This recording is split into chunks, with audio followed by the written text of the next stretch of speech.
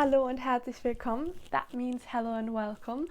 My name is Lara and today we're going to be drinking in the UK. I met with Bradley and Sophie from the Disney Confessionist. They have a podcast, go check it out. It's really fun. I'm going to be on there at some point. I hope you enjoy this video. If you don't know what it is about, I'm going to link my introduction video up here. You can go check that out if you want. But just in short, I'm meeting with ex-CRPs from all countries around the Epcot World Showcase and having a drink from their country with them. We're talking pavilions. It's a lot of fun. It's always a lot of fun for me to film. So please continue watching and subscribe, like, and check out all of our socials. I'm going to link them down below. They're going to be on the screen. And I hope you enjoy. Hello guys, I'm so excited because today we're going to be drinking in England or Britain, I guess, because you're from Scotland, Yeah, right? Scotland, yeah, so the UK. Yeah, so the UK, good. And can anyone tell me what drink we're making? Yeah, so I don't know if Sophie's gone for the same thing as me, but I'm making a cider and black. So we've got a British cider, Bournemouth, and this isn't. I think normally you would use blackcurrant, but I'm not a big fan of blackcurrant. I love this blackberry and blueberry, so I bought some especially for the occasion, and it's Robinson's as well, which is very British too. So that's what I'm drinking. Okay. Yeah, I got some. Is it like actually supposed to be with alcohol, the blackcurrant? No. Oh, no. Okay. You were going in tonight. Yeah. So yeah, pop the cider in the glass. Okay. And then get a dash of blackcurrant, so just a little bit. I mean, one thing's for sure, in the UK, we love alcohol no matter what, so you can put as much in as you like, you know. Okay. Well then, cheers. Cheers to that. Cheers. Oh, wow. Yours is so much pinker than mine. I think I need to. Yeah, add a little bit more. Okay. It's very sweet, but I like it. Mm-hmm. Like all my drinks so far have been sweet, but I think this is the one I was most excited about. Think about this one on like a hot day walking around Epcot, a cider and black. It's just easy. It's in a pint glass. It's nothing fancy, but refreshing. Yeah, it's good. We had cider too in Germany actually, but like we don't really drink cider in Germany. It's not really something. Well, I found that even in the States when we were there, like it just felt like there wasn't like apart from Angry Orchard, I just couldn't find anything, which is why whenever I'd go to the Rose and Crown, I'd be like, guess I'm gonna pay $10 for a cider, you know. But I'm Bradley. I'm from the UK. I did the CRP in 2017 to 2018 at the Rose and Crown in Epcot, serving cider and blacks, hanging out with Winnie the Pooh. Not actually, I mean, I wasn't actually hanging out with Winnie the Pooh, but when it comes to Disney terms, but Winnie the Pooh is one of our friends over in the UK. So yeah, it was literally the year of my life. It was so much fun, and the UK pavilion is so beautiful. Like it is such a, I mean, at the end of the day, we all know there's the stereotypes, the post boxes, the telephone boxes, but we live for it. Like that's like it makes people happy, and that's what Disney's there to do. So yeah, love it. Yeah, feel free to talk about your podcast if you want. Yeah, definitely. So Sophie and I are hosting we actually started a podcast back in November. First episode came out on the 1st of December in the run up to Christmas. It's called Confessions of a Disney Cast Member. You can find us on Instagram at the Disney Confessionist. And we basically, it actually started off every day throughout December. Was like, okay, let's do 3 or 4 episodes a week. And it was like, okay, let's do 5. And now we're like, let's do 6. And we've actually had a conversation this week about doing an episode a day, because the amount of content we've got is just, it's insane. Don't want people to wait for it. I know that like it's silly because the content is going to be as good in 2 months, 3 months, however long it comes out, but we just want people to hear this content as soon as possible, because if anything, the reason we started this podcast, we wanted to bring Disney home while people couldn't get to the parks and enjoy the parks during this horrible time. So we've been so lucky because people from all over have been reaching out to us. Like, that's how we found yourself. Like, people, you know, Instagram is such a great tool, and we've met so many amazing people from doing this podcast. And we, like, for example, I know me and Bradley think of us as listeners. I'm like, we want to hear this episode today. We want to hear it tomorrow. So we don't know. We might be on 7 episodes soon. Probably will be. Who knows? That's great. I could never, like, were you guys just working till now? Yes. Yeah, so we have done 4 episodes today. It is currently 8:30 in the UK, so we've just come off a group episode straight into this. So it's like a full-time job. Like we're expect like, you know, like when we go back to work, we're gonna be like shocked. I think I do know that though. I think what it has done, at least for me, is it has changed my perception on what work is. Because as much as, don't get me wrong, be fully honest here, there are days we wake up and one of us, more likely me than Sophie, will be like, oh, I just can't. It's a lot. You know, it's a lot to talk to people. It's a lot to bring that energy to the table. And I think Every day. this is from any like presenter, host, actor, personalities perspective that, and we are small time, like we've literally just started 3 months ago, but from anybody that is trying to bring like an experience over the internet in some way, whether that's through visual or audio, it is hard to bring that all the time. But I think the fact that it is about something like Disney that we love so much and the stories we hear, it's just incredible. And the feedback we get, so it makes us want to do it even more because we get such amazing feedback from people, and people genuinely message us all the time and they're like, we love the episodes, we love hearing about Disney, it's helping me through lockdown. So when we hear it's helping others, we know we're doing the job that we want to do, we know we're doing it right, it makes it worth it. exactly.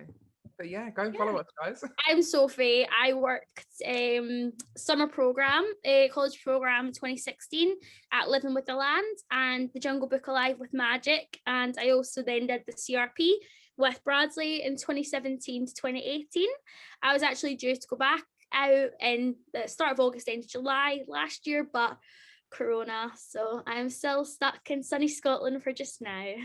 It's a giant waiting game. Disney, like working for Disney is a giant waiting game anyway, because it's such a long process from your applications to get on the program to like doing your program to then reapplying. If you want to go back, there's a wait time because of our visas. We have to wait a year in between applying. So it's a giant waiting game, but if anyone that's watching this has never done it, it's worth it. Like every minute of you waiting is worth it. We applied in August 2016, both of us, and we both got our interviews around October, November 2016, and then we didn't go until the August of the next year in 2017. So we were quite a long wait. Okay, so what is your favorite Epcot country that's not your own? Are we talking pavilions or are we talking countries? Are we talking about like the actual pavilion itself? Yeah, like don't judge the countries because we're gonna get in trouble if you tell like what's your favorite like the pavilion.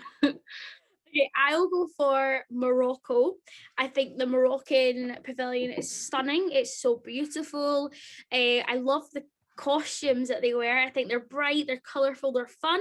The food is so underrated. I think Spice Road Table is one of the most underrated Disney restaurants. It's on the water, it's beautiful. If you have a firework viewing table for Spice Road Table, you are in with your luck. The view is beautiful. I also love you can meet one of the best princesses there, which is Jasmine. If you go to restaurant Marrakesh, there's belly dancers there, but there was when I last went. The shops are beautiful. I could just honestly, I would hands down say that is my favorite pavilion. I think it's one of the ones that stands out the most, definitely. Like from my first trip, it's one of the things I remembered most about Epcot because it is so intimate and like it just fits. Obviously, as we know, they only can capture so much in a pavilion. But I'm pretty sure, I don't want to say this is complete fact, but I'm pretty sure the Moroccan government and prime minister or president actually had like something to do, like how to like give permission for the Morocco pavilion to end up as what it was in the end, to the point where I'm sure they sent people over from Morocco to create it. Where Tower of Terror, when you stand across Morocco in the World Showcase, Tower of Terror is the reason it's the color it is because the Moroccan pavilion is that pinky like sandstone color, because from the distance the Moroccan government said this is not going to work unless you make that building in the background that is Tower of Terror the color it is, which is just so fascinating to me that they actually go as far to think of these little details. If I had to give my favorite pavilion, it's hard because I've spent a lot of money in the Japan pavilion because the shop is so cool and so big and it has so much stuff. But I think as an all-round pavilion when it comes to drinks, the immersiveness, the attraction, it has to be Mexico for me. Like, I'm a massive fan of Mexican food anyway. I love the avocado margarita so much. I love all of it. Actually, all of the frozen margaritas they sell there. I think that I'll be honest, my first couple of trips to Disney World when I was younger, I didn't even go inside the. I don't think it's a pyramid. Is it a pyramid? Is it a pyramid? I'm not sure. Whatever. Yeah, they call it the pyramid. Yeah, so I hadn't even been inside the pyramid. So back then I was like, oh, this is a nice quick service, but there's not much here. And then it was like when I went with my friend in 2016 or 2015 or 2016, I was like, this is crazy. Like, this is a whole other world inside this pavilion, and you've got the three caballeros in there as well. Whether that becomes Coco or not, who knows? But I think the Mexico pavilion for me stands out 100%. I love that effect as well, where it, like, they have it. I don't know if you've been to Vegas before, but I remember going to Vegas for the first time and walking into like any of the resorts or the shopping centers. And they've got this effect where it's like the same as the Mexico pavilion, when you go in and it feels like nighttime and you're just like, this is crazy. This is so cool. I love it. I think so much thought has gone into it. It's brilliant. Yeah, it's what the German pavilion tried to be, you know, they tried to be like nighttime and cool too, but like, I don't know.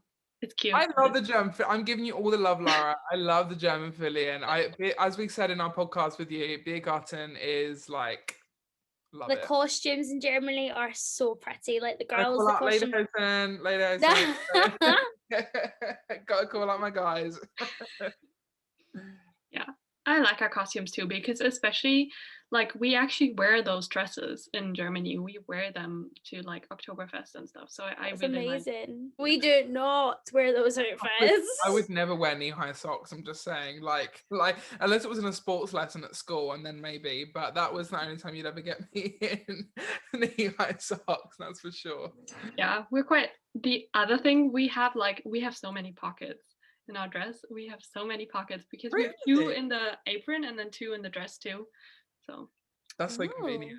Yeah, so many pockets. Okay, do you have a secret, not so secret trivia point about your pavilion? Something you won't get in trouble if you I was going to say, I've got loads. That's how we're going. I've got one. I don't know how accurate I've remembered this fact. Okay, so at the beer cart, Innocent Gun is one of the beers that they sell, and it is aged in an oak whiskey barrel, and it's from Scotland, and it's like kind of whiskey tasting, toffee tasting. That's the kind of vibe. I think, if I'm right, it is the only place you can get it on draft in Orlando, and if that in that side of America, I really think you can't get it anywhere else on draft. So a lot of Americans that want to try it will come and get it from us, because if not, they have to buy kegs, and not many people have a thing to pull through with kegs, or they have to buy it in bottled beer and it doesn't taste the same. So I think that is one of the only places that you can get Innocent Gun. I'm trying to think of something that's not going to get us in trouble. It's such a good drink as well. Like, Innocent Gun is so good. I love it. Like, I remember at the time being like, why are people so obsessed with this drink? And then since I've come home, I'm like, I get it just for the nostalgia, and then I'm like, oh my god, this is so good. And you can also they do like a whiskey version and a rum version as well. So they keep some in a rum barrel and some in a whiskey barrel, and all in Scotland. And they actually do import it from Scotland, I'm pretty sure, as well, which is why it would sell out so much. Right behind the UK Pavilion is World Showplace, which has been a convention centre for years. So it's this huge, it's almost like a tent, but like a hard shell permanent tent, where they do a lot of conventions for corporate events, like festival events for the big guys at Disney, which is really cool. I didn't actually see it get used that much on my program from memory, but there were rumors for a long time, especially when we were on our program, that obviously the Mary Poppins attraction got announced for the middle of the middle of like where the merch shops are in the UK Pav.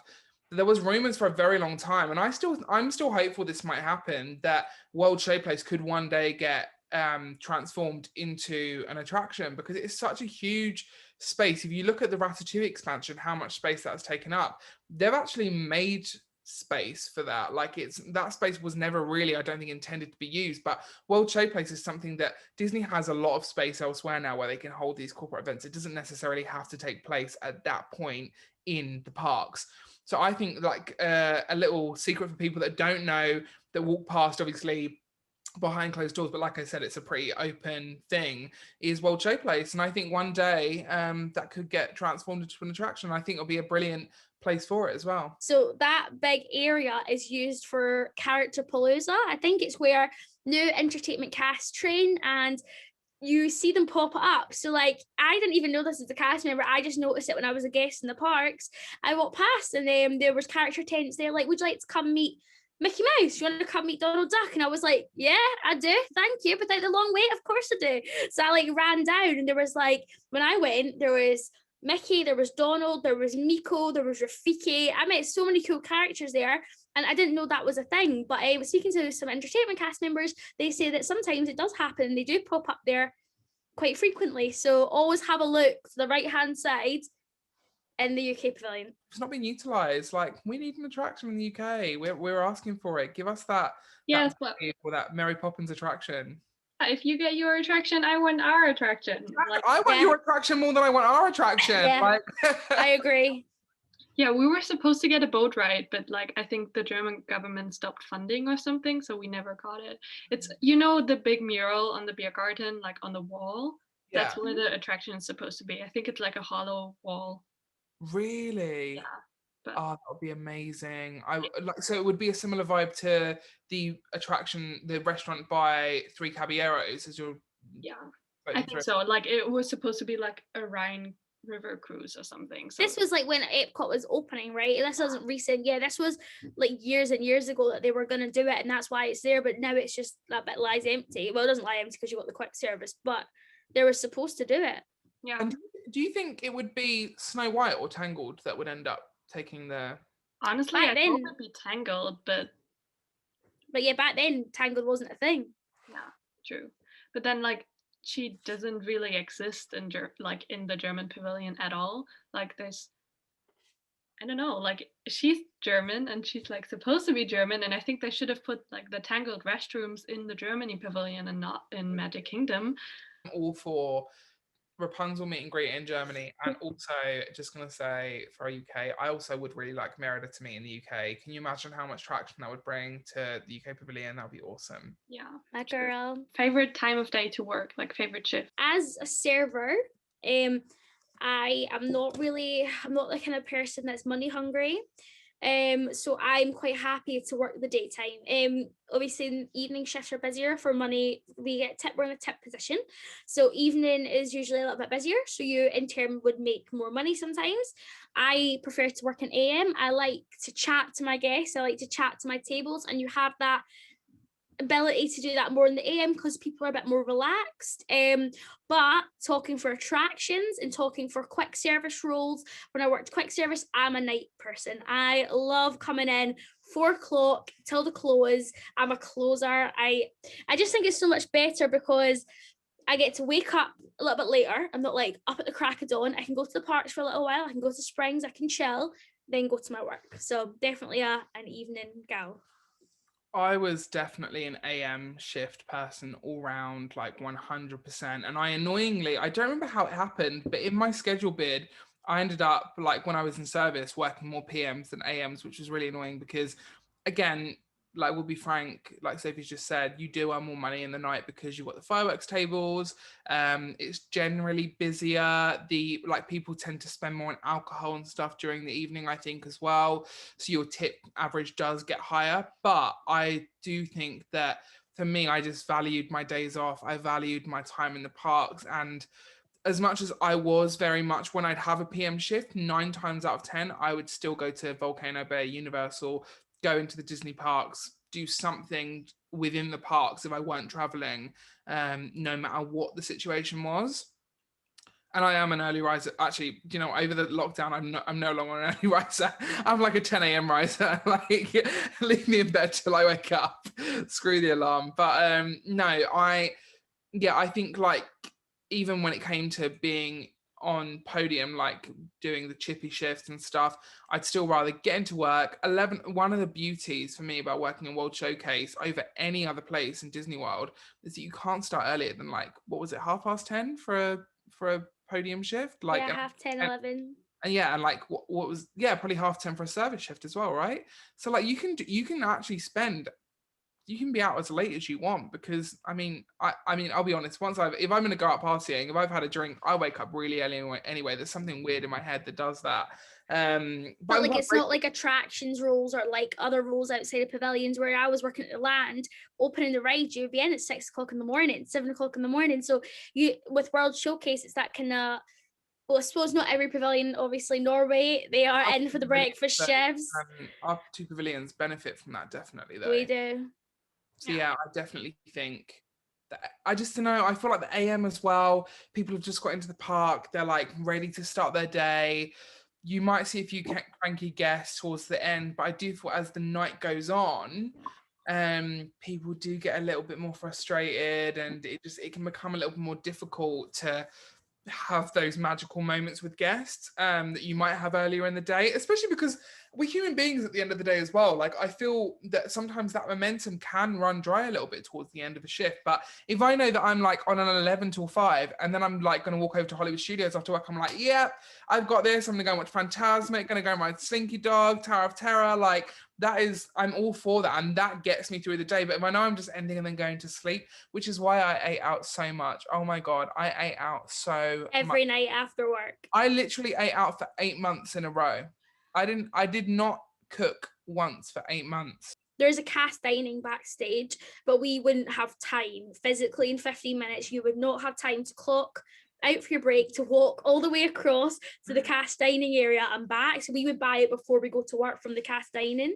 That's actually something really interesting, Laura, that I didn't even ask you on our podcast, but I'm interested to know now, because one of the things that we can do, as I don't know if they've changed now, but at least in our program, was that you can walk through 2 pavilions from the start of World Showcase. So you could walk through Canada and the UK. You couldn't walk any further than that, and then again Norway and Mexico you could walk through. Other than that, you'd have to go backstage like on the bus. Is that the same way for Germany? So like I know I went on stage a lot. Like as long as we're in full costume, we can go on stage like all the way. I had to go to guest relations like so many times, and like we bring the lost credit cards there, so it was no problem, because like guest relations is 3 countries, since it's like China, Norway, and Mexico. So like I never heard that rule. I know you guys have that rule, but like I never heard that rule. And they said as long as we're like on stage and in full costume, like with name tag out and everything, like we can't change anything, it's fine. And the other thing they told us is like, if someone asks to take a picture with you, stand towards the lake so you're not taking a picture in your German dress in like China. Interesting. Disney, if you're listening, get an underpass. Like, I'd love a bus underpass to get to the UK pub in like 3 minutes. That would be dreamy. Thank you. Yeah, it's like, it's not a long way, but you can't go. Like, you physically cannot. That's really annoying. Do you know what we need is a cast monorail? That's what we need. That would be amazing. Oh my God. Yes. We've got a friend that she'd forgot, by the time she'd had her traditions and her training, like going to the park for the first time, and she went on her shift and she didn't have anyone else from our arrival group in like going on her first shift with her. She was like 20 minutes late to her shift because she ended up walking the entire outskirt of World Showcase, but from the outside, so not even on the inside of the World Showcase. Like she's added an extra probably a mile onto it from how large it is on the outside walking. It's probably jaywalking as well. Like it was just, when she told me, one of those things where you just can't help but laugh. Like it's just so, like that World Showcase in Florida heat, we started in August as well. Like it's bad enough to walk around, but to walk around it when you've got like an outskirt of it as well is just, don't do it, guys. What is one question guests would always ask you? Where can I get chicken nuggets? So you're from Scotland, right? I'd be like, yeah. So you're like, so that's like London. And I'm like, no, that's like a different country. I think it's very forgotten that Scotland is a part of, I think, okay, people think the UK pavilion is the England pavilion. It gets called the England pavilion constantly, or they're like UK London. That's sort of thing. People don't realise that the UK is 4 countries. It is England, Scotland, Northern Ireland, and Wales. Like we are all the UK. So when people say like, oh, you're Scottish, like why do you work in London? I'm like, what? Like, this is the UK. So we got asked that a lot. And then I used to get asked quite a lot, like, oh, so you're Scottish, like how your English is really good. People would ask for fish and chips. They would say, can I get the fish and chip? Chip. Which was like, oh, like, it's an honest mistake, obviously. But it's just one of those things where you're like, it's fish and chips. I would never say that to a guest, obviously. I once, as a joke, because I was having banter with a guest, and he was like, the fish and chip, and I was like, oh yeah, just one chip. He said, yeah, and I was like, okay. So I got the fish and chips, and I asked the culinary to put one piece of fish and one chip on the thing. And we were having a laugh, and I handed him, and he was like, you joker. He's like, I need to take a picture. And he like took a picture. It was really funny. And he was like, okay, I need to learn the names. So a lot of Americans don't have passports.